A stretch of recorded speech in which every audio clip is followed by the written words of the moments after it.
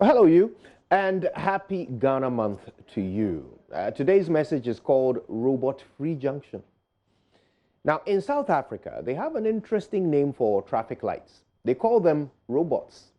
Yeah, weird, I know. Like many countries that have invested heavily in infrastructure, virtually every single intersection has fully functioning robots to help organize and direct traffic in an orderly manner. There are, however, a few intersections that do not have traffic lights. Strangely, though, even at those junctions, traffic continues to flow smoothly without any hitch whatsoever. This is because of an unspoken rule, a system that works through silent agreement by all motorists. It's called first come, first serve. It's not very complicated, but whichever car gets to the intersection first has right of way, and all other cars coming from all other directions will let it through. Nobody tries to cheat. Nobody disputes who got there first. One by one, in unity and harmony, everybody waits their turn to cross, and sanity prevails. There are no policemen mounted on the pavement watching to penalize anyone who violates this naturally established law. No security cameras to catch cheating culprits. Nothing. Just an endless stream of individual drivers, each choosing at the critical moment to do the right thing. Now, I'm not talking about some utopian science fictional nation of the future where everybody wears white suits and is injected with a daily dose of happy juice. Heck, I'm not even talking about some European or Asian superpower. I'm talking about South Africa. Here, no, just 5.5 hours away from us. Same continent. Can you imagine if it was Ghana? I mean, look at what happens when one of the few traffic lights that we have happens to break down. The intersection turns into a suburb of hell. Everybody honking their horns, car noses to tail, fender to fender, jostling and pushing their way through, eventually bringing the whole mess to a standstill, backing up traffic for miles in every direction until a policeman arrives and forces some civilization into everyone's head. All because each motorist is trying to do what is best for themselves only. To hell with everyone else. So what is it that makes the South African motorist willing to do the right thing even when nobody is watching? Well, it's simple. They believe that it is better for everyone to win than for one person alone to have their way. They understand that a moment's patience and courtesy for the next person means there is no need for chaos. And in the end, everyone gets their way. My dear friend, look around you. Life is a robot-free junction. There won't always be a policeman there to force you to give way to other motorists, to take your place at the back of the queue, to put your litter in the bin, to flush the loo after using it, to act like a civilized human. But what you do when nobody is watching, the way you treat others when you are not obliged to treat them well, the way you act when there is no traffic light to make you do the right thing, that is your true self. I'm sure you've all seen that viral video of a sea of filth flowing down an open drain in Asylum Down here in Accra after less than half an hour of rain on Friday. Some of you must have wondered where all that garbage came from. Well, it came from people like you and me who decided to litter the streets and empty their bins into gutters when nobody was watching. They were being their true selves. And their true selves said, it's convenient for me to dump my rubbish here, so to hell with everyone else. This morning, as we begin Ghana Month, it's time to take another look in that mirror as a nation. Let's examine our true selves and ask whether we are civilized humans or wild animals. Are we decent by nature, or must we be forced? Whatever answers we come up with, whomever we identify ourselves to be, let's agree that we could all do better. Let's spend each day doing exactly that. My name is Kojo Yankson, and if I say to hell with everyone else, I go to hell with everyone else. Good morning, Ghana. Well, we're now ready for the news. In our first story, manager in charge of education of technical programming at World Vision Ghana, Andrew Ofosu-Denchi, says the new curriculum government wants to implement has deficiencies that may compel successive government to change it. He says the wholesale implementation of the new curriculum is embarrassing to the educational system. Mr. Fosu Denchi says there's no link between curriculum at the colleges of education and that at a basic level. Peter Senu has more in this report. The increasing use of the English language as the first medium of communicating with children at home by parents has become the order of the day. Of course, the English language is one of the international languages for business and communication. However, its use at the infant stages of life is what the advocacy is all about correcting. It is in this regard that Pencils of Promise and World Vision Ghana have joined forces to create the awareness on the need to use indigenous language to raise children, since infants learn from the known to the unknown. Speaking to Joy News on the challenges facing the use of indigenous languages in schools at the foundational levels, Andrew Ofosu Danchi, the Education Technical Program Manager at World Vision Ghana, says discrepancies in policy, unavailability of reading materials in the indigenous languages are to blame for this development. His fear is that the new education curriculum may change with a change in government. So a major contributory factor affecting teaching and learning of indigenous languages in Ghanaian schools basically is systemic. One, when teachers are posted to the district, we expect the district directors to post them to communities where they can be useful in terms of their language background, but very often there's a kind of disconnect between the appointment where they go and the background they have. Also, there's this idea of if you teach a Ghanaian language, you don't belong. And so teachers who have been trained in teaching Ghanaian language return to schools posted, and they rather tend to teach English, which they are unable to even teach better. So the colleges are not actually there because of a change in their curriculum. They are not training teachers with the basic language skills that they need to teach. I think the new curriculum is a good thing that has come, but I still strongly believe that NECA, which is managing the new curriculum, should begin to look at a transitional period. Having everything to go full sail, it's really embarrassing to the system, because we used to have a graduating process where from grade 1 the teachers do a particular number of hours, minutes for Ghanaian language and for English, and then it graduates to Ghanaian language being a subject at grade 4. In the last 15 years, we have been working on a bilingual literacy approach. If you remember NALAP, you remember learning quite recently. But it looks like the new curriculum had not referenced these interventions that we have done. It has had a disconnect. It's a new curriculum, fine, but I think there should be a kind of antecedent to the previous one, so that it allows smooth transition from the previous policies to now. I am afraid that come another government, this policy may change, because it's a bit tough on the teachers, and then also tough on the school managers. Peter Senu for Joy News.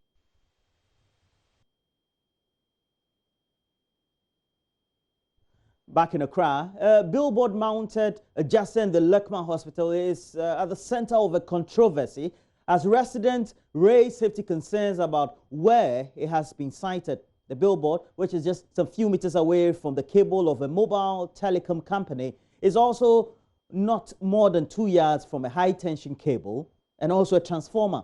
Now, residents fear the billboard could collapse, and if that happens, it would not only disrupt power supply in the neighborhood, but also crash and kill operators of shops just close by. Their concern also come on the back of predictions by the Meteorological Agency that there could be more rains this month. Latif Idris was at the location and engaged some residents who say mounting the billboard itself at the location is like planting a disaster right under their noses.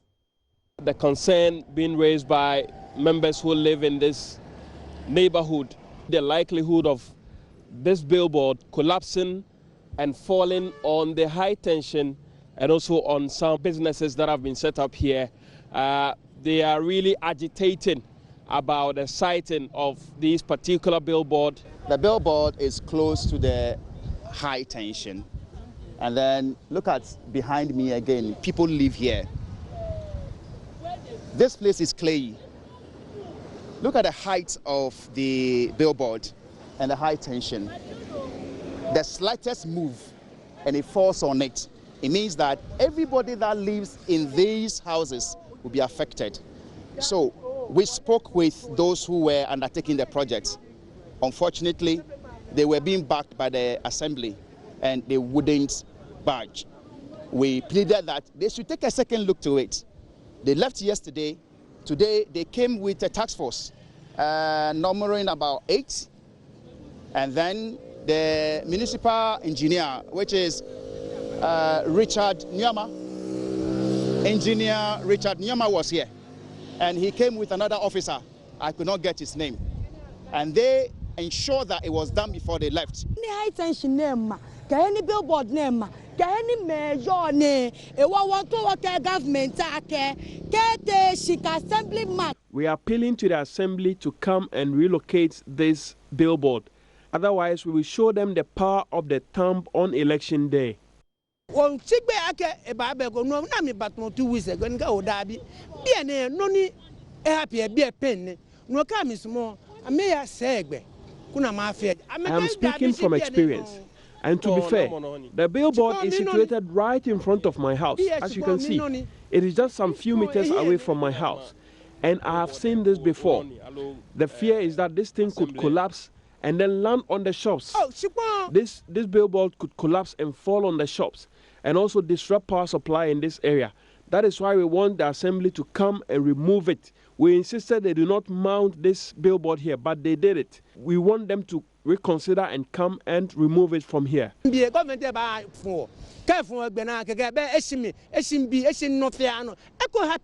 Attempt to speak with the municipal engineer, Richard Nyama, proved futile. As he tells Joy News, he is not available for comment. Several kilometers away at Kaswa Fankor, tension is mounting as land guards and faceless influential people take siege in the community to forcibly claim ownership of land in the area. Kaswa, which until recent police swoop served as safe haven for various land guards, appears to be degenerating into the notorious enclave it used to be. Latif Idris again just returned from one of the contentious lands, a 60-acre plot in Ofankor, where residents say their call for the national headquarters of the Ghana Police Service to intervene is a last-ditch attempt to make sure that they prevent a disorder among the feuding factions. As population growth and industrialization increases the acute level of land among the general population, people are using every means possible to make the commodity available.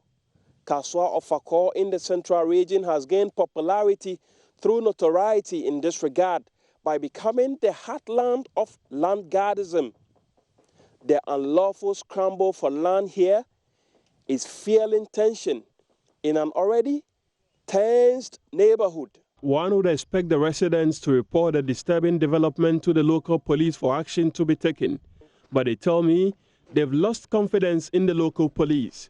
They describe them as complicit in the ongoing activities of land guards who are used by influential people in the community to take over stool and individual lands. The bone of contention of this particular land is previously he employs land guards to protect. You see, it used to be a playing field, but he employed land guards to actually guard people he sold the land to for them to develop. So the situation here is he has decided to go this way. He developed the land, you go to court. So by the time you come, he's finished developing the land. And whatever he gets out of it is none of his business, or he doesn't care. Yeah. And to our surprise, he's able to mobilize forces, not one or two. He's able to mobilize a multitude of forces, combine the police and the soldiers combined. They move everywhere that they want, take every land, tear down or break down structures, and he developed the place. Why haven't you gone to courts to get the court to stop them from working then, if indeed you are the owners of the land that you are talking about? That is what I'm saying. It's a contentious land. We went to court. We're giving injunction. Injunction was put on the land to stop them developing. And to our surprise, in the wake of the injunction, he's developing. People are just harassing our people over there. Secondly, in order the Oklum Kwanta and other places too, there are people, there are landers coming there harassing people. We have won the case, and we have no peace on the land. So we are advising the security agencies or the government to intervene, so that those landers and other things should be moved away from the land. So these are what is worrying us on the land right now. There are several complaints, and then even right now, when people went there to go and then start to develop their piece of plot of land which they are bought. People will come there, they will come collect the money, they will come and collect their tools and other things. So it's a major headache. Only peace we need the land. We have won the case was about 45 to 48 years old, and was judged last 2 years, 12 June 2018. We know that after this judgment, we feel that there will be a peace on the land. But still, people are still harassing people on the land. Kasoa is noted for land guardism, and this development may be a signal for the security agencies to step up and nip what may be an impending chaos in the bud before it escalates. Latif Idris, Joy News, Ofako, Kasoa. We go. It's tragic. A recently elected assembly member of the Sogakope South Assembly was killed early Sunday morning in cold blood. Residents besieged the police station subsequently, which is located in the area, seeking some answers. No arrests were made, but police say they had started investigations to track down the killers. Fred Kwame Asare brings us the latest.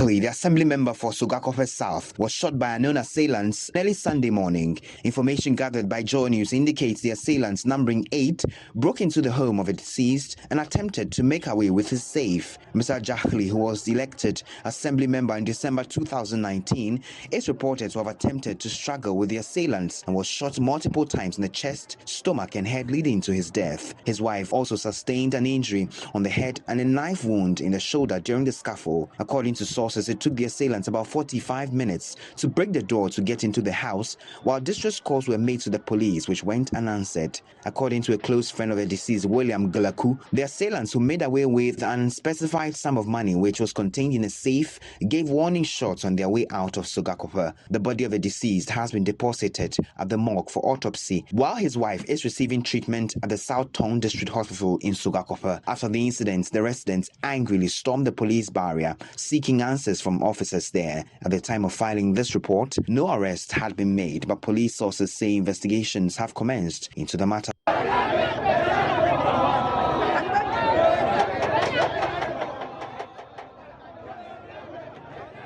And that's it for the latest news update.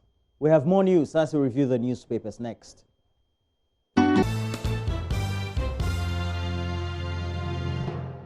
Well, we have to do the newspapers, but before then, let's give you the latest update coming from a site that is also infographics at channelnewsasia.com. It's where you can get all the latest updates as far as when the cases are traveling in relation to the coronavirus outbreak or the epidemic itself. Let's start from Africa. And again, we still have 3 countries where we can say the cases have been reported, but the cases have now increased in Africa. We have Nigeria still with 1 confirmed case. Algeria, however, has 3. Egypt now has 2. It tells you that we have 5 or 6 confirmed cases, 5 in Northern Africa, and just beneath the Sahel, Sub-Saharan Africa, we have Nigeria. And we're being told that so far the border patrols, the health authorities in Sub-Saharan Africa especially have taken the caution as serious as they could, and we'll bring you all the latest in relation to that. Let's take you through Arabia and go straight to Europe, go through the Mediterranean as it is in a virtual means, and we'll take you to Europe. You'll also get to know what the latest cases are in relation to what you need to know, and frontally making sure that they tackle this head on. The health authorities in the UK, the rest of Europe are taking this seriously. Look, when it comes to Europe, it's where we have to focus on Italy. And you would know that the team, Juventus, champions over the last couple of years for the Italia Liga, they've suspended the play itself, and then also the team has been quarantined. And so you get to find that in that El Clasico match between we have Real Madrid and also Barcelona, you'll find Cristiano Ronaldo, an integral member of the Juventus squad in the stadium. And it's where we have 1,694 confirmed cases, showing you an increment. And then also we have 34 reported deaths. And I have to say this, apart from China, it's where we have some of the biggest cases outside that big country, and shows you how perhaps the Italian health authorities have been overwhelmed with the number of cases so far. But incrementally, the cases have been coming in. We have United Kingdom reporting some 36 cases.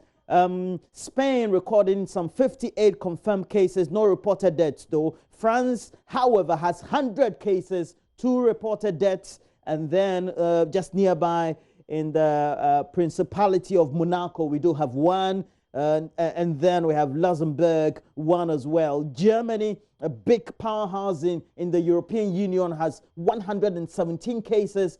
And we have the Netherlands, Holland, as we tend to call them, 7 cases so far. So we have 14 for Austria, and a couple of them just scattered around Europe. But we'll take you to the epicenter, that is go to Asia, where we have some of the biggest cases, because you have to just do a scan of what the cases are, and you get to know that, look, it is big. China has seen a surge in the cases, but we're told that is the slowest they've recorded over the last couple of weeks, since January actually. And if you listen to the BBC, you also watch the BBC, get all the latest updates indicating that even though the cases have been incremental, they've been slow compared to the day-to-day or the week-to-week cases they had been reporting since they had those major international reports coming in that China was the epicenter. And you get to find that this gives you real-time data.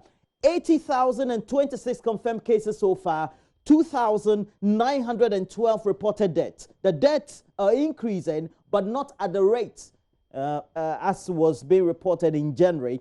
And Hong Kong, which is nearby, is reporting 95 confirmed cases, still 2 deaths so far. Shows you how they're managing the case or the cases when they trickle in. Nearby Taiwan, 40 confirmed cases, only 1 reported death. And Philippines has 3 confirmed cases, 1 dead. Vietnam has 16, no deaths so far. Cambodia, same, no deaths so far with only 1 case. Thailand, however, has some 43 confirmed cases. Again, just 1 death being confirmed there. And so it tells you about what is being done globally. Malaysia, which is a big hub, if we have to go up, a big hub when it comes to the economy of Asia as well, especially in the southeast section of the continent of Asia, has some 25 confirmed cases. And Singapore, because of the throughput of many travelers, because it's a hub, an economic hub in Asia, and that the island country is reporting some 106 confirmed cases. They tend to have very long-haul flights from China to Singapore, and then they also tend to have a lot of touristic flights coming in from Dubai especially. And Mama View Sobaji just returned before the beginning of the year, telling us about the things that had gone on, and she'll bear witness about. We'll ask her very soon what the throughput of travel is when it comes to Singapore. They have recorded 106 cases. And now that sums up what we need to know by way of the latest. Look, let's straight away click onto what the numbers are. So we'll get to the reported numbers. And straight away onto your screens, we have them. China, again, 80,026 cases, reported deaths, 209. 2,912 real-time cases. So you scan through. South Korea is next. Then we have Italy. And out of Asia, it's Italy that's reporting the cases. Very scary, I tell you. Very, very scary. Iran, which had its deputy health minister infected, has 979 cases, 54 deaths so far, and just come through and you'll get to know where the cases are. Please make sure that you get all the latest, just in case you want to log on to the site infographics.channelnewsasia.com and talking about where you can log on. Please make sure you log on to myjoyonline.com. All these latest figures are also right there for you.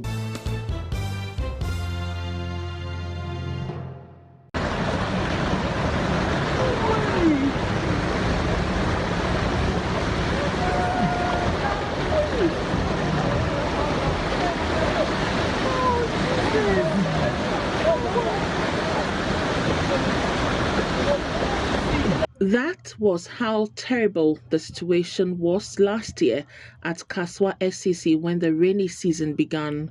It came along with heavy vehicular traffic as cars could hardly get their tires through the flooded areas. A visit to Kasoa SCC Saturday revealed the gutter that should make way for rainwater to flow freely has been choked with sand and plastic waste. The Ghana Meteorological Agency has advised individuals in flood-prone areas like this to be cautious as the agency predicts more rains and subsequent floods. Here are residents of Kasoa SCC sharing their anxiety. Because the problem we have much more is from the top to here, because the erosion will be taking place from the top to here. Because when it's erosion taking place from the top and they have been choked here, if just a little water dropped, the erosion will be taking place. Then the road have been messed up. Because every 3 days, every 2 days, be always a eco shop. And I know so imagine say ahi and obenya spare parts. Ubakwa buso ahi ubakwa need their boat trim. I dare 5 cities near 10 cities. To imagine the Juma here no be I hear no benya. And yet I'm young one and bet me a man a choky. Got a beer ball of beer to the ball a goo, pure tarabos and shoot to no cockle too. Yeah, young so may any pay. You can't say you and a bay, because you went penny for since, and young man can quite wait. Get to. I say, and so try, wouldn't mean yashay. Would die crowd with them.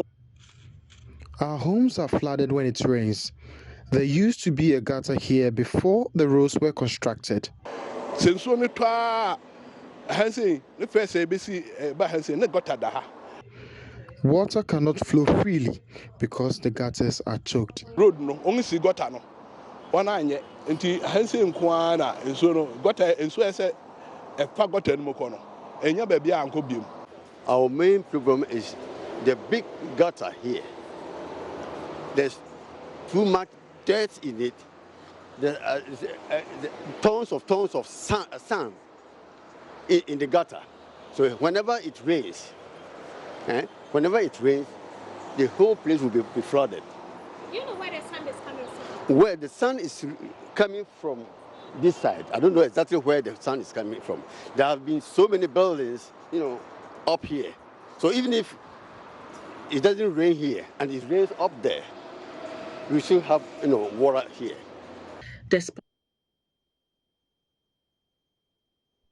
Well, as it is, we have to get a broader perspective on the subject, and what a way for us to start, because all of us will be involved and also need the right sort of education. And so we decided to bring into the studio Mr. Joe Tete Portofey, a Deputy Director for the Ghana Meteorological Agency. He's right here. Good morning to you, Mr. Portofey. Good morning. Thank you for having me. And also joining us from Dredge Masters, they have been desilting the Odor, the channel of the Odor River itself from Caprice right down to the Korle area, leading or that makes entry into the sea just along the Korle Gonno area.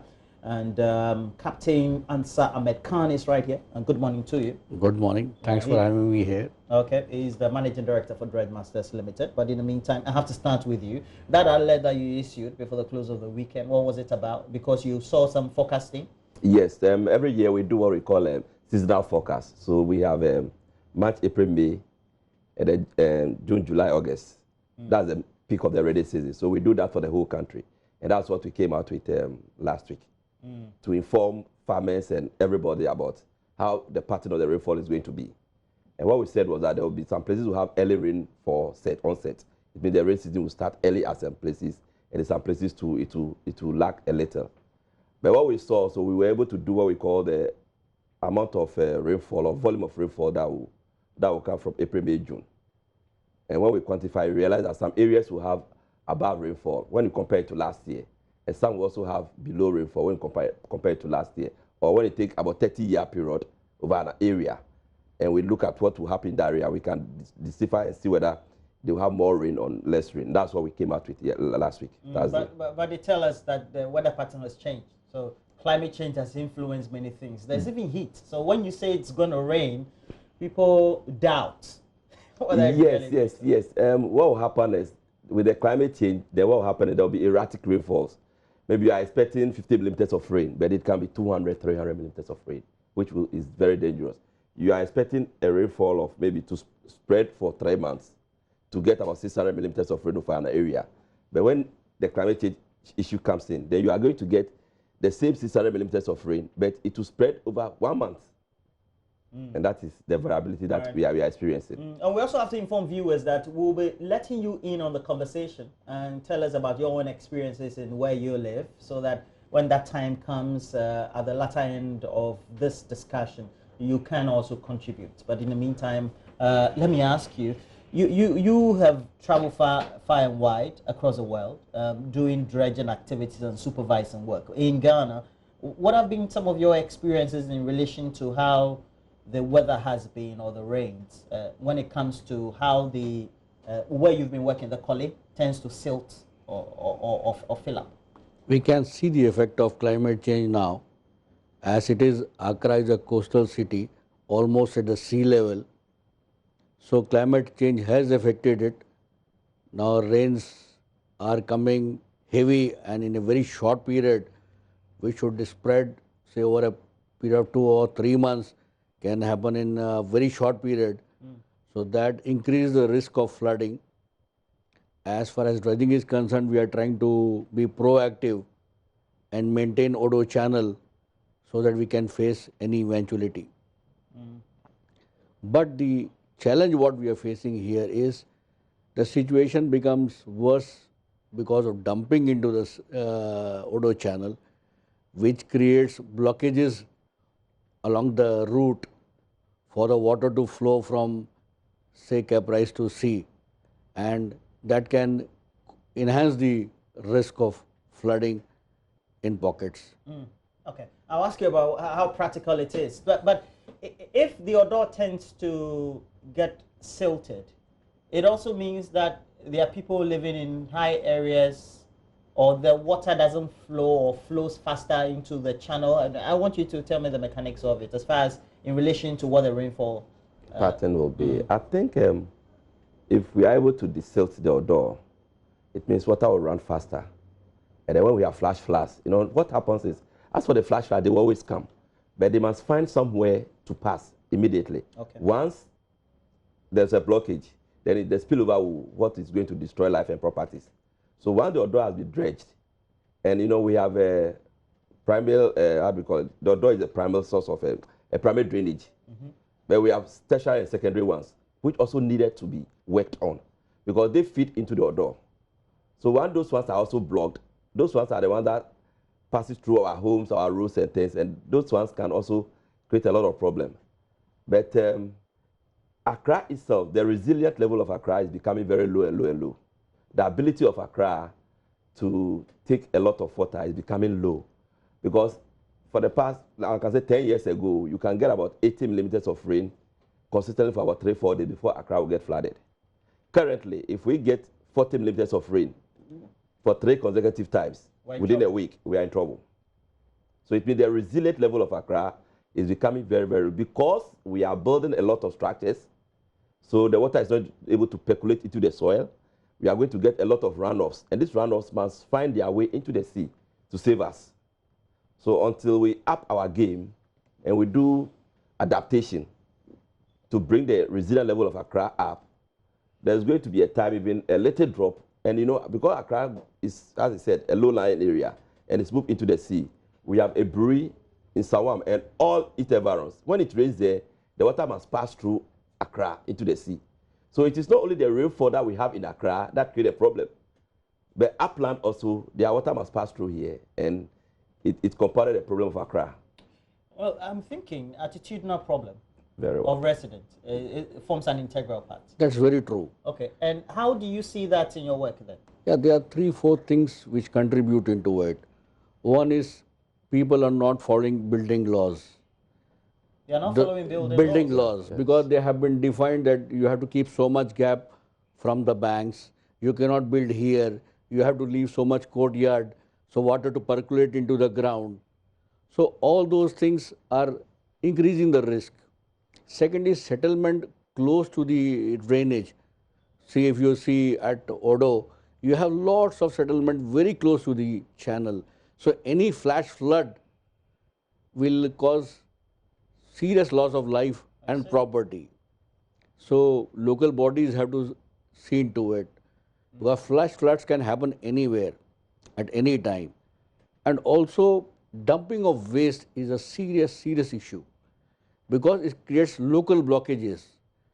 Because to water to flow to the sea, it needs a minimum velocity to pass through. And we have to appreciate that this is a coastal city. Coastal city means you are affected by tide. So unfortunately, if heavy rains coincide with high tide, at that moment, basically sea is acting like a gate, is stopping the water to go out. So water has to wait for sea to go down. That is about at least 4 to 5 hours wait. So we should have that much capacity to hold water. So all these things are contributed. Dredging is one of the methods to mitigate and is quite successful for past so many years.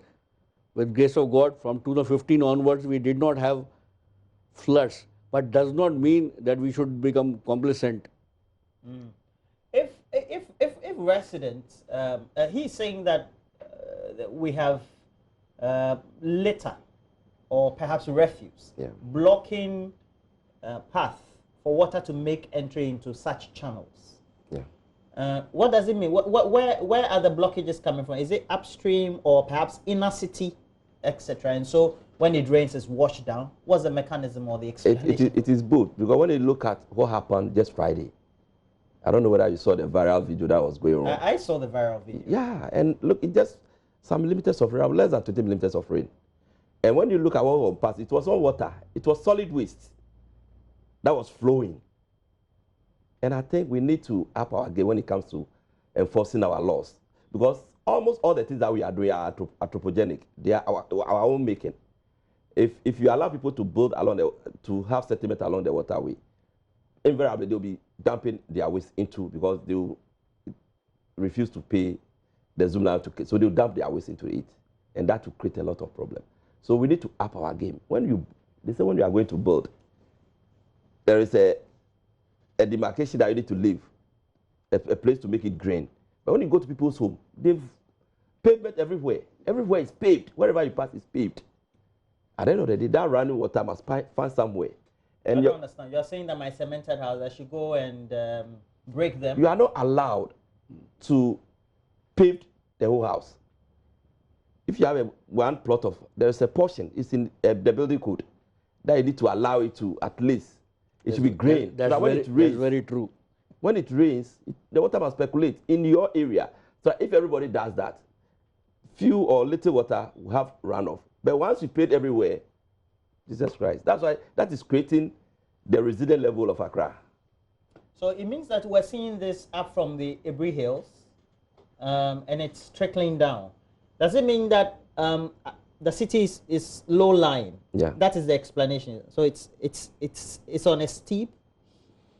No, by nature. What's the landscape? By nature, all the water emanating from catchment area of Odo has to pass through Odo and go to the sea. But suppose there is 100 units of rain, some portion has to go into the ground, percolate into the ground. What he was explaining, that is not happening. So that is adding to the quantity. And secondly, as it reaches Odo, you have refuse being dumped. So again, you are bringing down the velocity of water down. So basically, you are creating barriers for water which nature did not plan. If you leave nature to work, see, siltation is an ongoing process which is natural. It can be handled, but we are adding to the problem by man-made problems like not following building laws, not allowing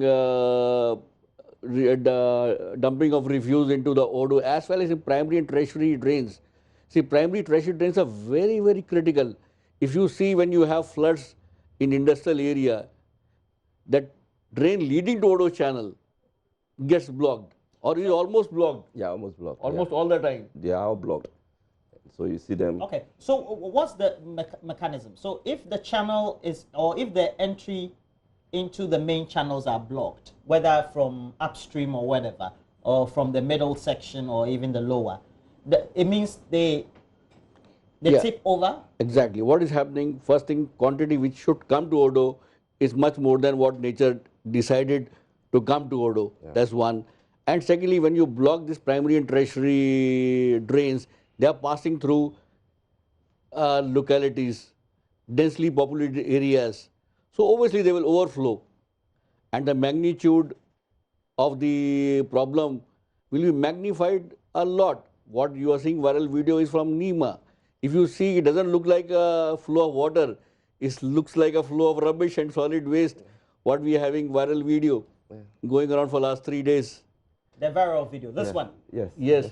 See, hardly you don't see water. You have to really search for water where it is. So ideally we should be seeing water in this. Exactly.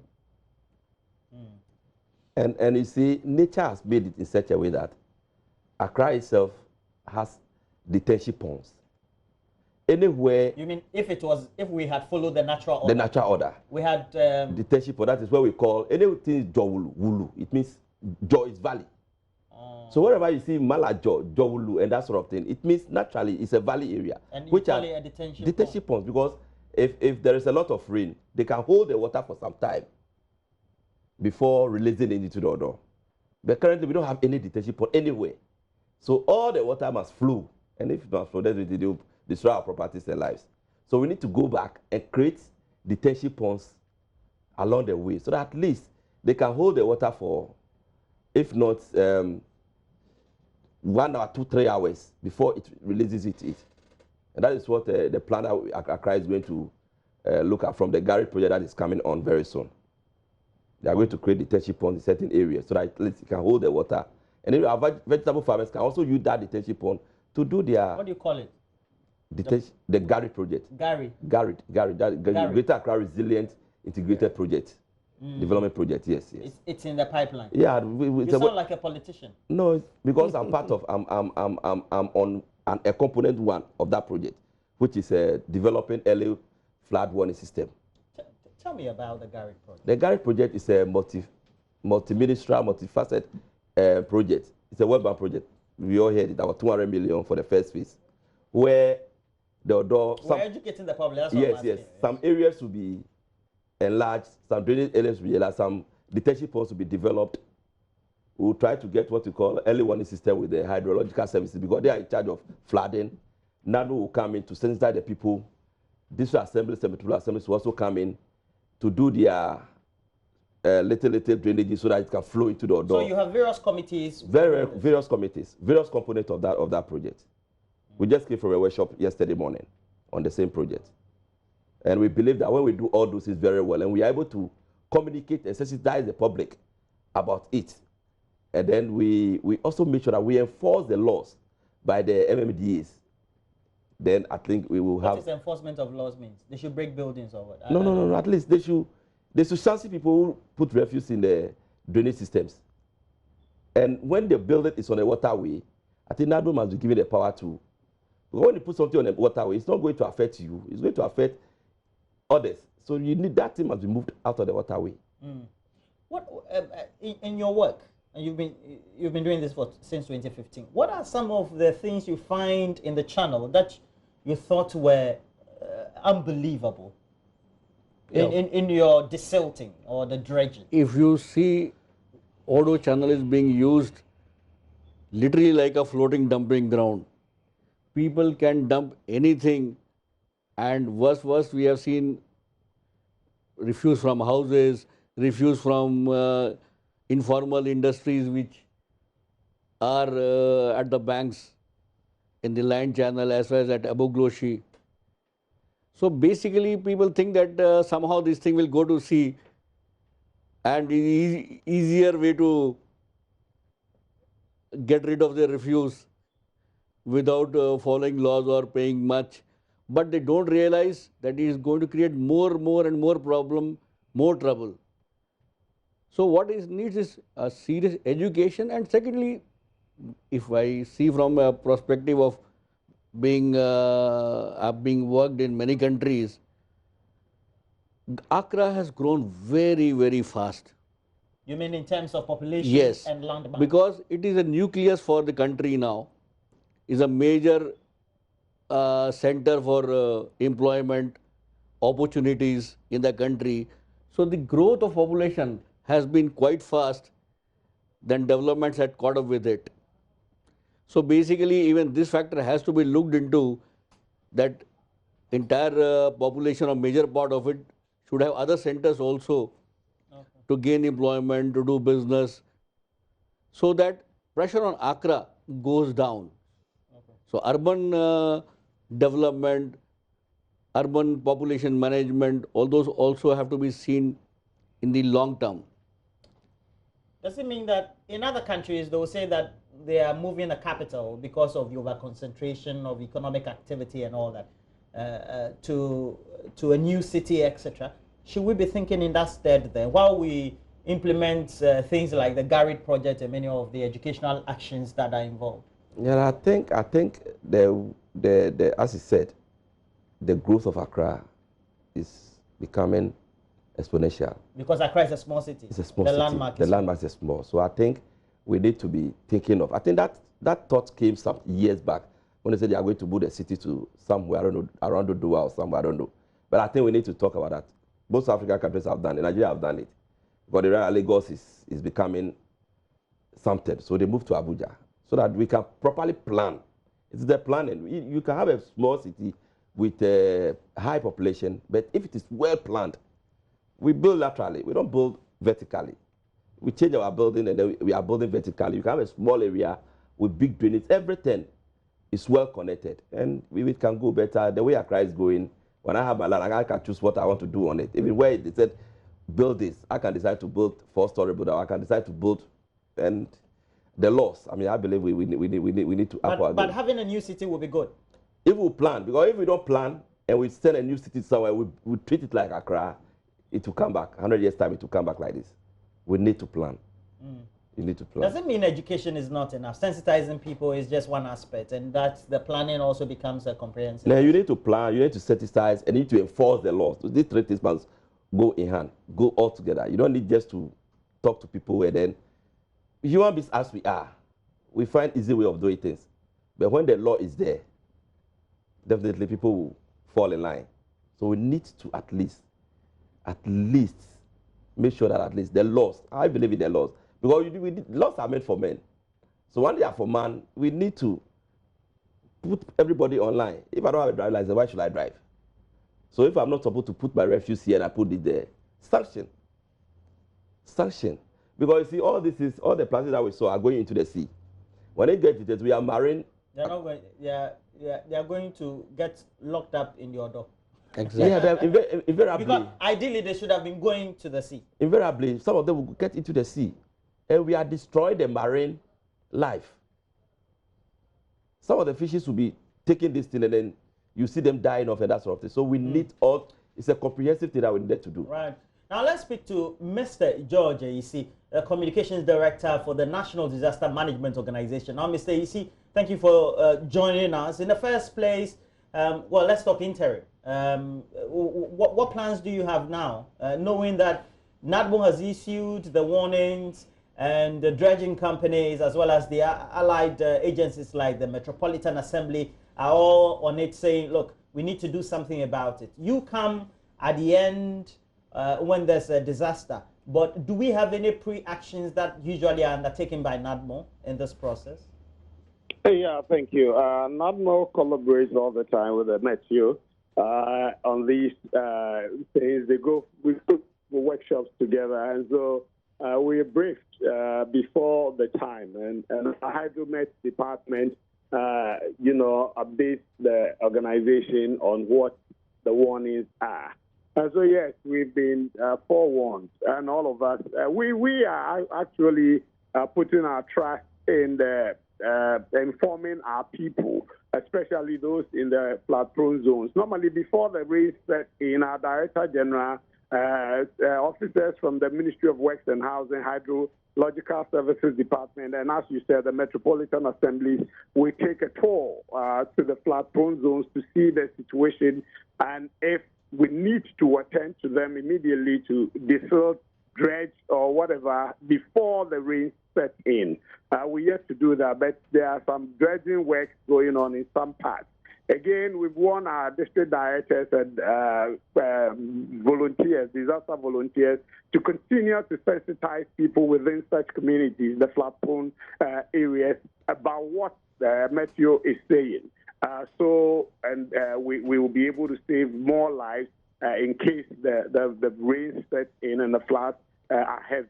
We identify safe havens and how to assess those safe havens so that people will not be found wanting in that circumstance. Another part that we believe, if it's pushed seriously, is the Garage project. This project is a World Bank-sponsored project. We should have started last year. I'm yet to be updated on the state now because it falls directly under the remit of the Ministry of Works and Housing. It's to expand some of our storm drains and then dredge them. And so if it's got done, especially in the Greater Accra region, I believe it's going to help us. The last one, Roland, is that government is now retooling NADMO gradually. We are getting some water pumping machines and others that can support our work when the floods set in. So we are ready to confront the situation. There's an aspect about how residents, especially upstream, are not or have not complied with related issues of building codes, the behavior patterns, etc. And these are established. They're already on ground. Now, how do you complement that with what is expected, knowing that the floods will come anyway, following the warnings from the Meteo Agency, for example? Yeah, those people are still challenged, and but we partner with the assemblies. Sometimes our officers go around and mark those buildings.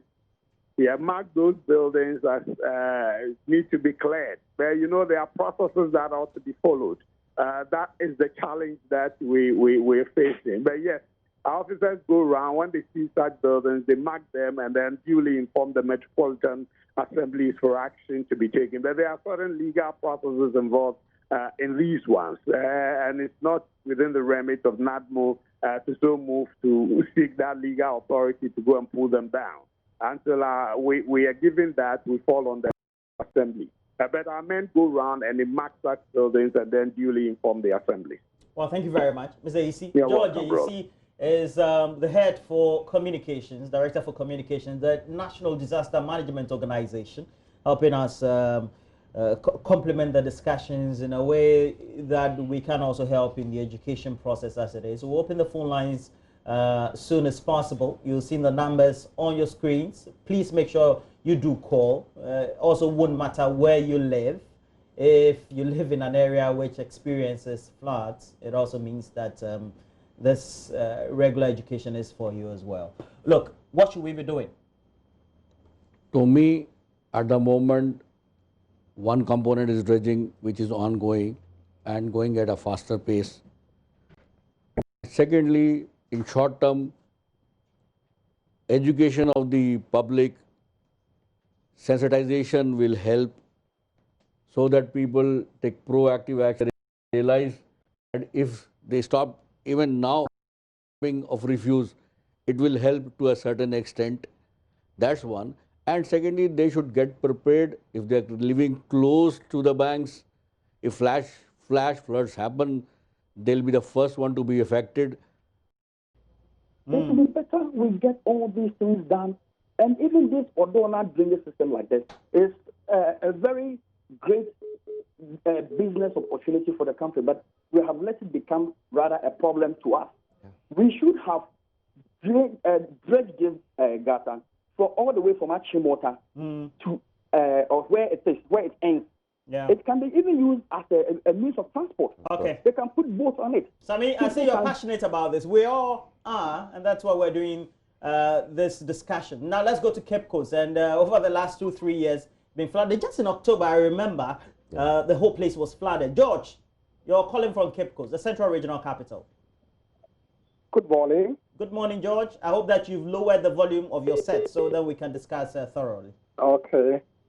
I'm from the TV state. Okay, please go ahead. Yeah, the issue is multifaceted. You know, you should ask ourselves what was happening in the capital 50 years ago. Mm-hmm. In the early 60s down to the 70s, Accra was not flooding the way it is flooding today. All these issues started from the moment we started fencing our various homes. One, we fence our homes. Two, the various houses are paved. So when it rains, the rainwater doesn't seep into the source space. It must run over. All area in Accra is in concrete. So it creates a lot of problem for us. So I believe the assemblies will pass a law that if the area is a security zone where you need to fence the entire place, you must revert back to the olden days where we use hedges to fence our houses. When we do that, the rainwater will have a free flow so that the system will revert back to the bad days where the flooding was not happening. So I'm of the view that we revisit the architectural system of planning our cities so that we have a safer place to live. Okay. Thank you very much. Well, thank you, George. That was a great contribution. We also showed the October picture or video of the floods or the flash floods that engulfed the whole of Cape Coast, even including the UCC campus. Let's go to Kumasi. We have Bafo on the line. Bafo, good morning to you. Please lower the volume on your set. And straight away, what's your contribution? Okay. Thank you for the good job that you are doing. Okay, please go ahead. I want to add contribution on this issue. And what I'm saying is, we, the citizens of Ghana, we should advise ourselves of what we always doing. The rubbish dumping we always taking into the streets, and others we are doing at homes. We should advise ourselves so that when the rain starts, we can be safe from all this. So we, the Ghanaians, should be safe. Okay, thank you. Because let's go to Frank. Frank abroad, is also in Kumasi. Frank, good morning to you, Frank. Yes, good morning. Yes, please. You're our last caller. Can we go through? Yes, Ronald, I think that we've been having these perennial floodings over the years. And you remember clearly it has been one government after the other. Particularly, the NDP government had it captured in their manifesto that they are going to set up the National Hydrological Authority that is going to see to floodings in Ghana. As we see today, that has not been set up. You know, when population increases and we are generating more waste, especially with liquid waste, we need to open up all storm drains within the city centers and the outskirts. When this is done, these drains, when it rains, obviously there will be free flow of water into the river bodies, then into the sea. But what do we see? These drains have been choked. And most city centers within Ghana, especially the capital, you come to Kumasi, you go to Accra, they are all facing the same challenge. I can remember the Deputy Minister for Works and Housing, Eugene Boateng, said somewhere last year that they were desilting Odona and they will keep on to desilt Pelele River in Asante region. What has happened to it? We'll sit there, and when it's June, it still rains, and it floods again. So let's be proactive rather than talking. I think that is the solution. Yeah, the effort also lies on citizens to complement the actions of authorities, because we're flouting the regulations while they also are not enforcing those same regulations as it is. But let's wrap up. What will be your last word in this conversation? We know that it's an ongoing process. And once yes, I think what I can say is that we just need to up the standardization, inform people, and then see how best we can also do the little in our corner. Wherever we are, we must make sure that environmentally, everywhere around us is neat. And when we do that, if I do it, you do it, everybody does it, then it means we are getting somewhere. So let's try and then do the best. As for the rainy season to come, the flash floods will come, but let's have our lives to enjoy. Captain Khan? My request to each and every citizen of Accra and in the catchment area is keep your house clean. At the same time, keep your city clean.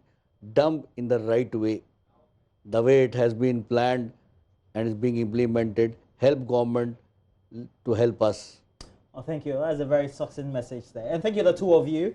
And we had on the line George AC, Communication Director for the National Disaster Management Organization, helping us or complementing the discussion. But right here in the studio, Captain Ansar Ahmed Khan, Managing Director for Dredge Masters Limited. They foremost are helping with the dredging of the Odo. And then Mr. Joe Tete Portofi is Deputy Director in charge of forecasting for the Meteorological Agency. Thank you very much. Thank you for having us. But moving on, we also want to tell you about what the directive is. From 1st March, you wouldn't have been able to apply your passports manually.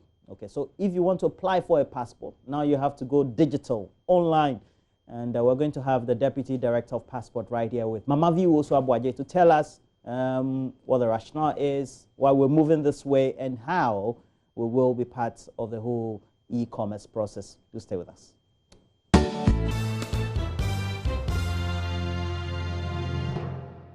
Oh, thanks for still staying with us here on the AM show on Joe News. You know, now you can no longer apply manually for your passport, as the Foreign Ministry has seized all such applications. So the ministry says we should all use the online application process to get our passports. Today on the show, we'll tell you all you need to know about this process, including a practical step-by-step approach to doing this. My guest is a director at Accra Passport Application Office. Mr. Pipra Amprichum is here, and he will be helping us. Good morning to you, sir. Thank you for being here. First of all, I want us to go through the release that came from the ministry. Here we go. The Ministry of Foreign Affairs and Regional Integration wishes to inform the general public and passport applicants that online passport application is now available at all passport application centers. Consequently, the manual passport application platform will cease to operate from March 1st, 2020. Passport applicants are advised to use the online passport application platform, which is passport.mfa.gov.gh, to submit their applications. The measure will enhance service delivery to the Ghanaian public. The ministry counts on the usual cooperation of passport applicants. So two things. One is for you to try this process and let me know how it goes. That's the only way we can give them feedback on this process. Absolutely important. So, Ms. Amprichum, it means that from today you don't fill any paper application. Not at all. Okay. So you just have to go online. You just have to use online. the passport.mfa.gov.gh. Yes. All right. So here's something that I tried off air before we got on air. I tried to create to go to the website, but I realized, can we just go down a bit? I realized that you can't just go to the website and start the process. You need an account. Please explain. Yes, so what we have done is that you create an account, and then after you've made the payment, then the form will be dropped into your account, and then you go on to complete the forms. Okay, so I had to go to register, because on the top right corner, when you open the page, you would see register or login. Because I've created an account, you don't see the register, you see my name, but it only says log out because I'm logged in. So once you come here, if I was applying, what would I do next? Okay, so you would choose the kind of You are not going to apply first. You're not going here first. This is how to apply. You start an application, you would have to pay for it, but you need to know what exactly you want. Okay, all right, so let's go up.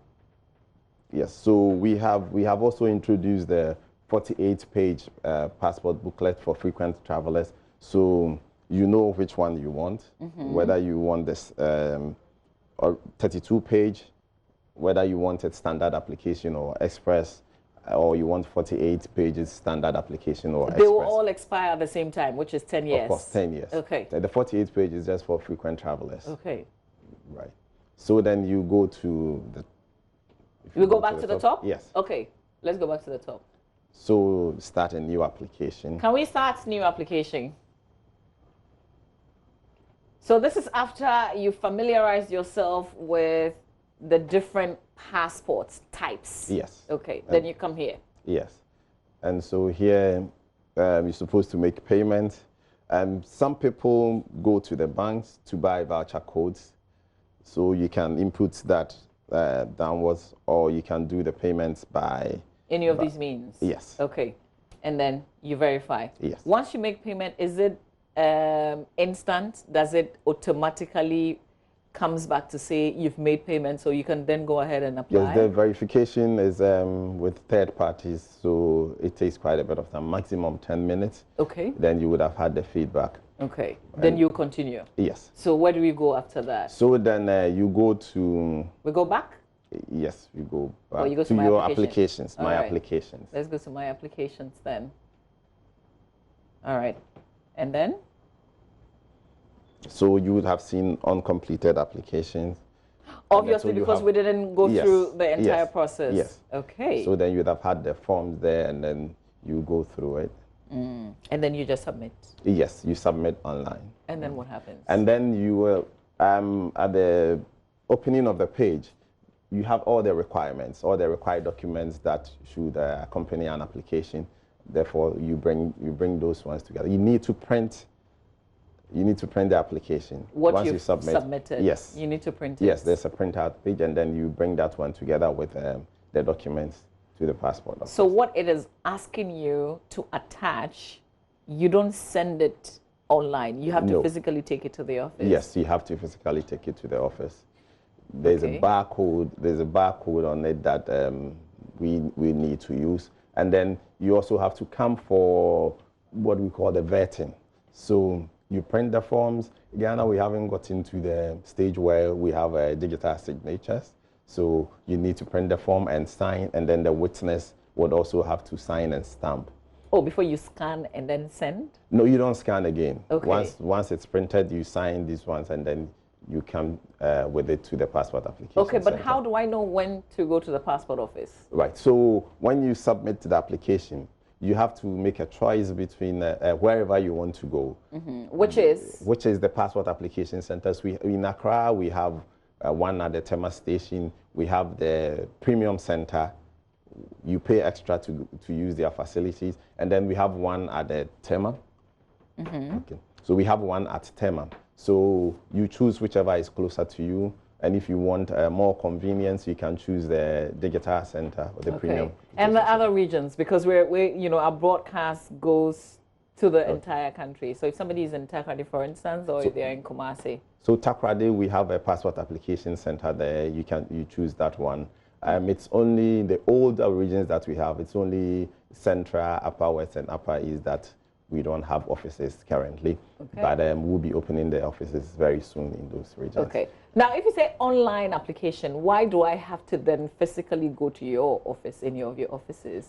Because we need to take your biometrics, and then also we need to take you through a certain verification. The information that you have provided, we need to make sure that you are who you say you are. And then there are some people that are on what we call the stop list. Some people who cannot get Ghana passports because of one reason or the other, right? So you need to come there for the immigration officers and the national security officers to take you through the screening, and then afterwards, then you take your biometrics. Okay. So do we have people, can somebody do this for me? Can somebody do this on my behalf?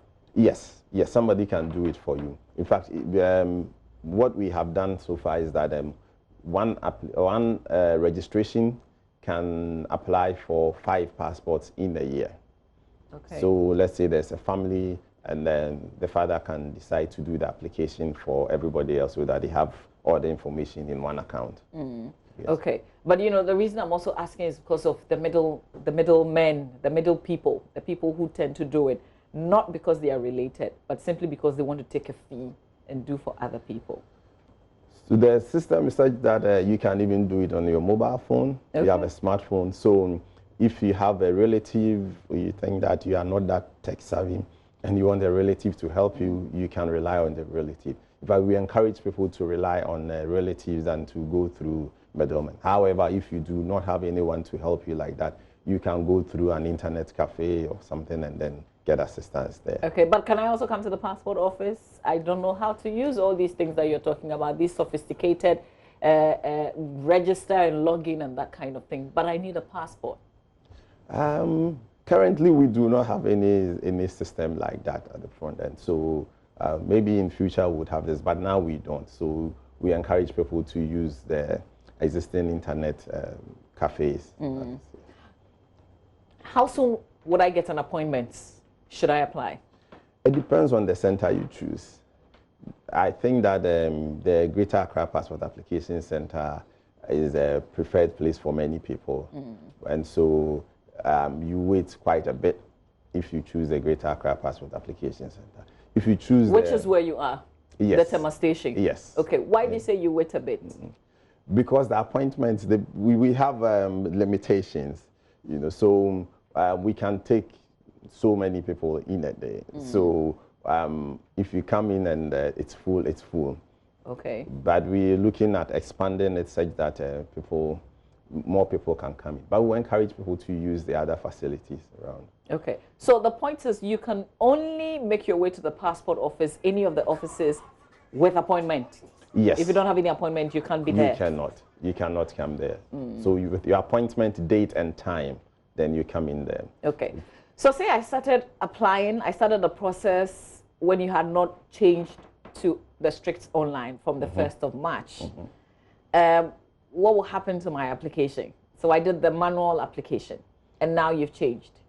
So those who have made payments now, at the back end, it's still opened so that we can validate this and then let you go through the process. So if you have paid already, there's no cause for alarm. Within this month of March, just come to any of our offices with your manual forms. Do such people also have appointment dates? No, they don't. So they just have to walk in? They just have to walk in. Okay. What's the guarantee that you take care of them? Because if somebody applied, say, yesterday and has a date, and I did the manual and I don't have a date, what's the protocol? So what we have done is that now we have not, for the appointments, it's not to our full capacity. So let's say Greater Accra Park, we could take, say, 600. Now you cannot apply for, say, 600 people will not get appointments on the same day. We have limited it such that we can take care of the remnants of those who have done their manual application. Okay, so what if you're renewing the passport? It's the same process. The same process. You register again and then bring the documents to our offices. Okay. Maybe going forward, we may change this, but as at now, this is what we have.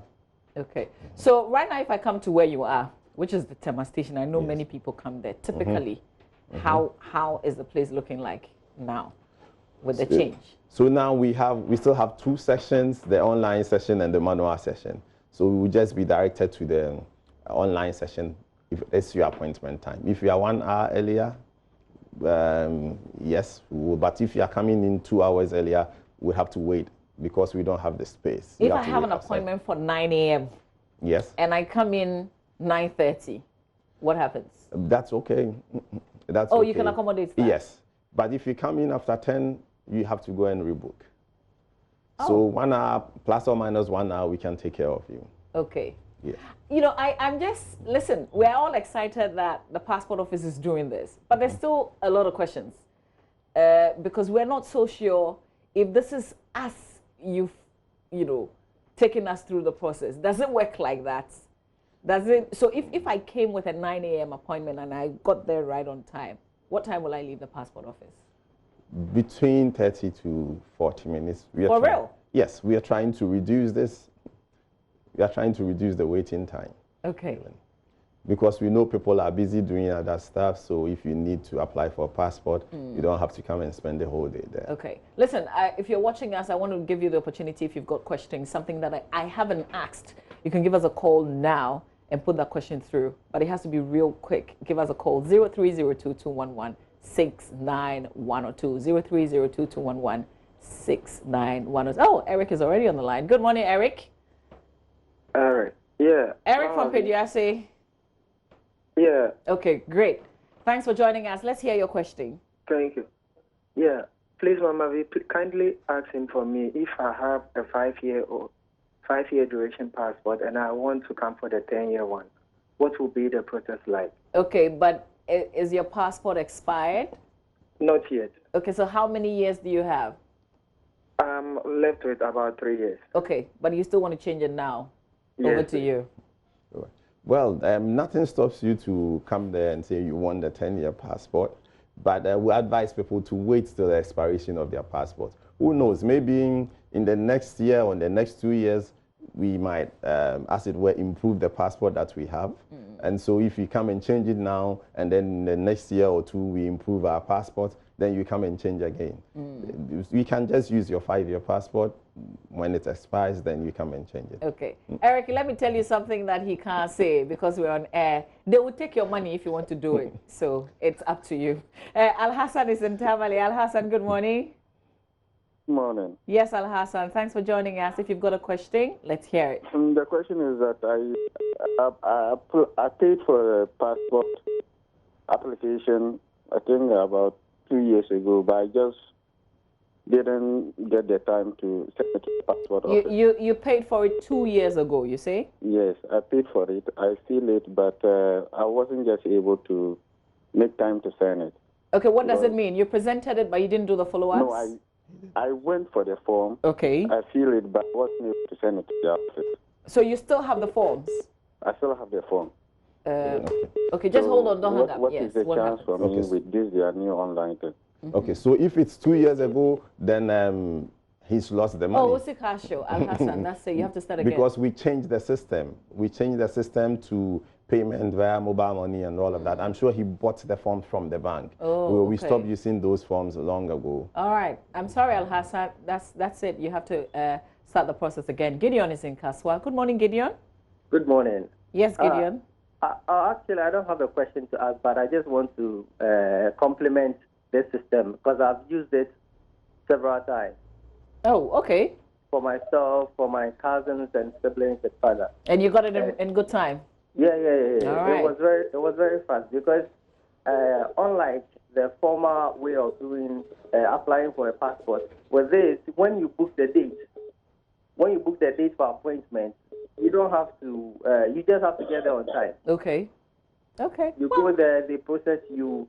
Within 35 to 40 minutes, you are out of the place, and you receive a text that this date you have to come for your passport. So I think it's a very good system, and it's going to take the middlemen away from whatever that they've been doing. Nice. Yeah. All right. I like that, Gideon. Thank you, because some of us still had doubts. But for you to call and tell us this, that's a good thing. Daniel is in Ashaman. Hello, Daniel. Good morning. Good morning. Yes, Daniel. Let's hear you. Okay. Assuming you apply for the online passport, and then the passport got expired, but you are not in the country, how can you reapply again? Do you have to come back to Ghana and present yourself, or you can be where you are and reapply? Good because question. Your details are in the system already.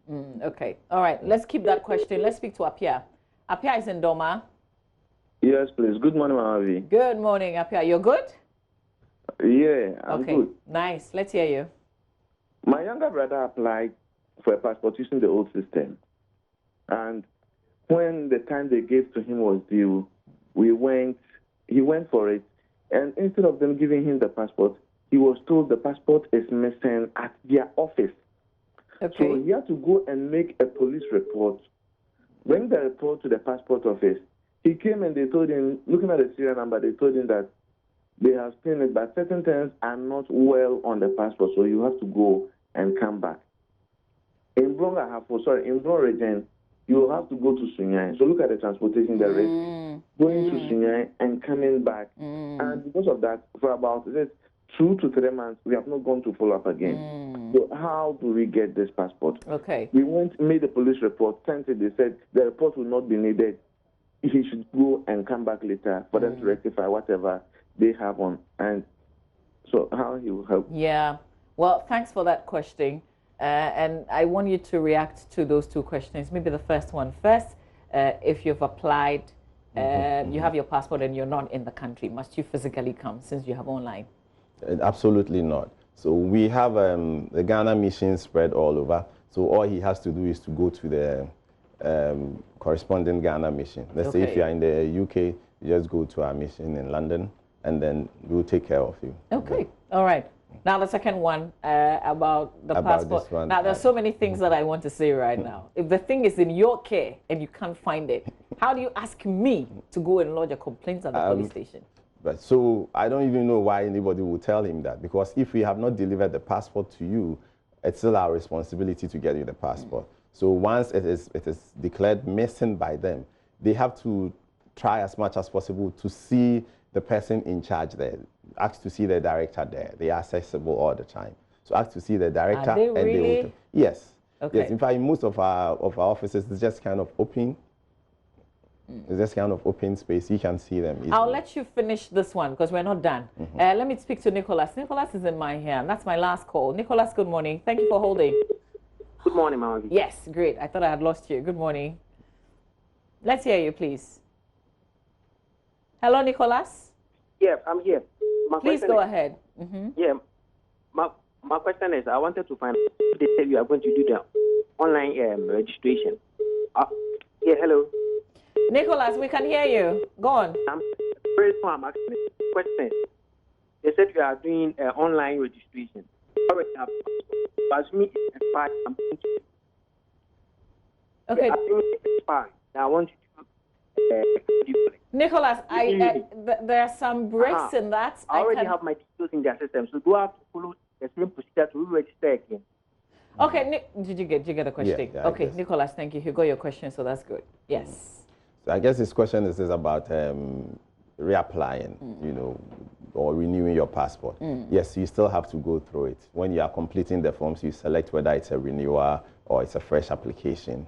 So each time, once you're here in Ghana and you're not outside and you are renewing, you have to always go online. Yes. And then do the whole application again, but you have to indicate that it's a renewal. Yes. Okay. Yes.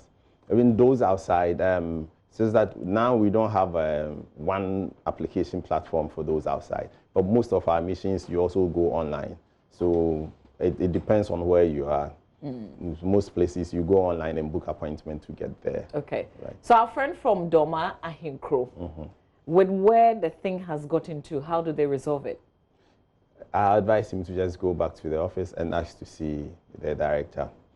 Because if the passport had not been delivered to him, it is still our responsibility to deliver the passport. But if they say they've now found it, but you know it's not entirely complete, I don't know what that means actually. I don't know what that means. I guess my question is, if you're dissatisfied with a service from a particular location, where do you go from there? Okay, so you can, if you think that you cannot have access to the director there, you can call. Okay. You what can number? call. You know, it's okay. You can retrieve the number for us. So this is this a toll free or something like that? Or this is to a specific desk? It's to a specific desk. Great. It's to a specific desk. All right. And so if you're just joining us, what you have missed, and you've missed a lot because we've taken you through the process of applying for a passport, because effective 1st March 2020, the Passport Office, Ministry of Foreign Affairs, essentially has made away with the manual process, and you have to do it online. And we're just trying to take our viewers through the process. And you know, Ms. Amprichum here from the Passport Office has been helping us. And we also activate the phone lines, so some of you asked questions right now. This is the very last thing that we're talking about before we go. If you don't get satisfied service from any of the places around the country, what do you do? Let's hear the number. Right, so you can call 030-299-9604. 030-299-9604 or 030-273-8473. Okay. Right. And then also, this is between 8 and 5 p.m. to call these numbers. Okay. Right. Besides that, you can actually chat. You can actually chat on the page. In real time? In real time, there's somebody to chat with here? Yes. Okay. And then there's a number too you can call in case you are completing the applications and you are having difficulty. Okay. I'm just looking for the point. Okay, can we click here? Need help or something? Yes, I think that's what they have there. No? Okay, listen, this is all new for some of us as well. So I guess we have to keep exploring. We have to keep exploring. Write a message. So this is it. If you wrote a message, somebody will respond to you. Somebody will respond to you. Oh, okay, great. Or there's a phone number there you can also call. Okay. All right, let's keep exploring. Thank you very much for your time. Thank you for being here and taking us through the process. Let us know how it goes.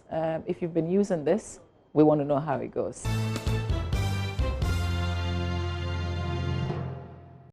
But let's move on and talk about some other things now. More than 400 children are currently trapped in a life of bondage in Ghana's witch camps. That is the subject of Joy News' latest Hotline documentary, Seven the Witches, produced by award-winning journalist Justice Beidou, and it airs tonight, 8:30. Ahead of the broadcast, we'll bring you the story of one of these miners. It's a Harmattan morning in Napoli. The weather is brutally harsh, dry, windy, and cold all at the same time.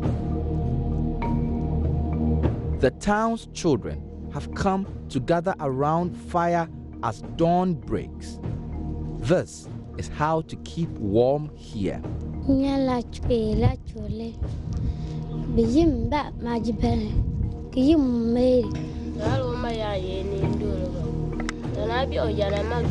Mary, like many of the children here, are in the town not because they chose to.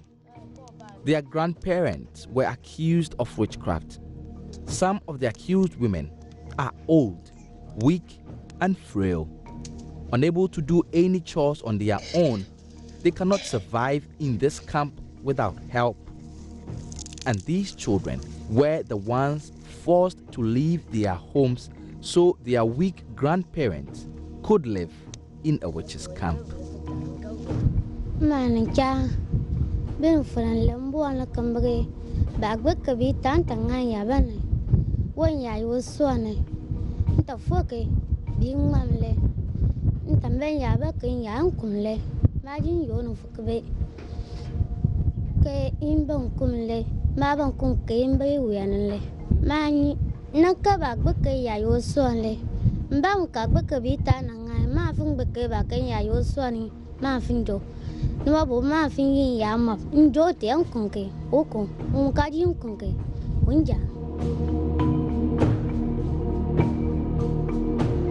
25 years, Napoli, located in the Gushegu district, has had only one claim to fame: the Napoli Witches Camp.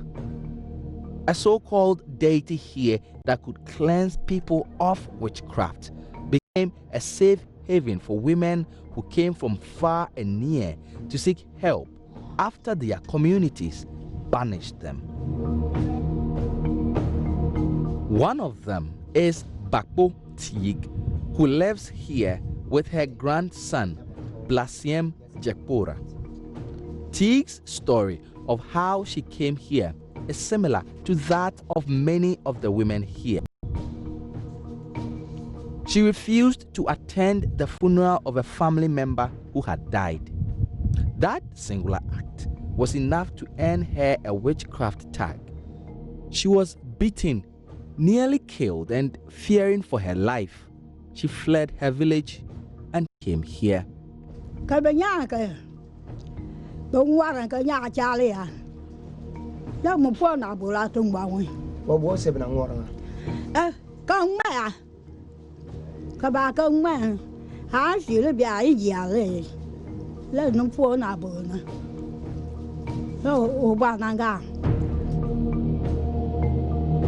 Bijawana chuke machana nanyike mpiatika na lena nyo witang malala manama.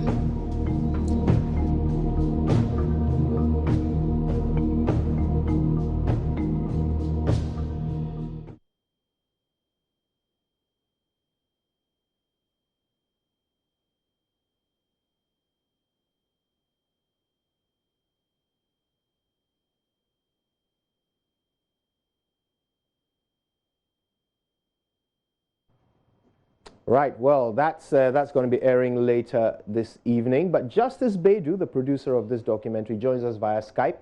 Let's speak to him now. Justice, good to see you.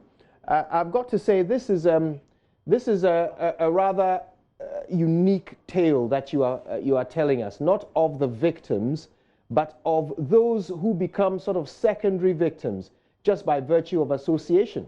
How did you stumble across this story?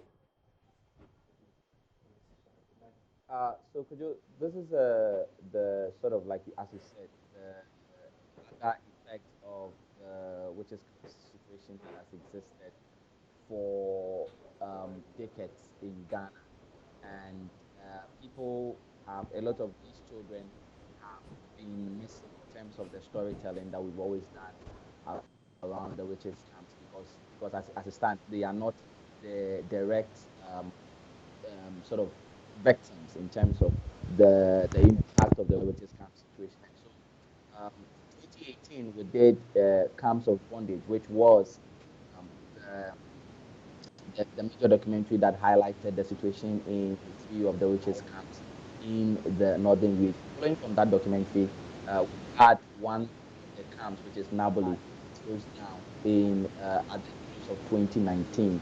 And so while covering that, we also went into the story of these children who are a lot of the times sort of ignored in terms of storytelling because they are not really the victims. So this documentary highlights the challenge of these children, the stigma that they face, and then also sometimes the human rights abuses, many of them out of school, and the daunting challenge that confronts them to come out of a camp and their own dreams. So this is what this whole story is about today.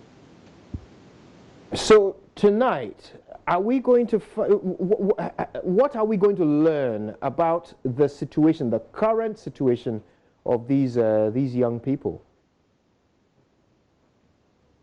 So what we are going to learn about largely is the challenges that many young people go through, especially in very poor parts of northern Ghana, but more specifically is the peculiar issue of stigma, of neglect, of extreme poverty and underdevelopment that these children live in, and on top of it all, the tag that they have to live with. Not because they themselves have committed any crime, because relatives, a lot of them, their grandparents are the ones that are in activity with witchcraft and have been condemned to a life of bondage in these camps.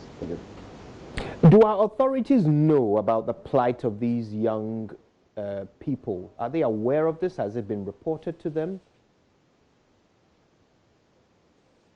So a lot of the time it is, if we learn through this documentary tonight that government hasn't done enough in terms of protecting the rights of these people, in terms of giving them the sort of livelihoods that they need, the economic support to ensure that they are able to stand on their own feet. And already these are people who are fleeing persecution, who have been condemned to death in their own communities, and so it's even more difficult living out there in places where they have family relations at all.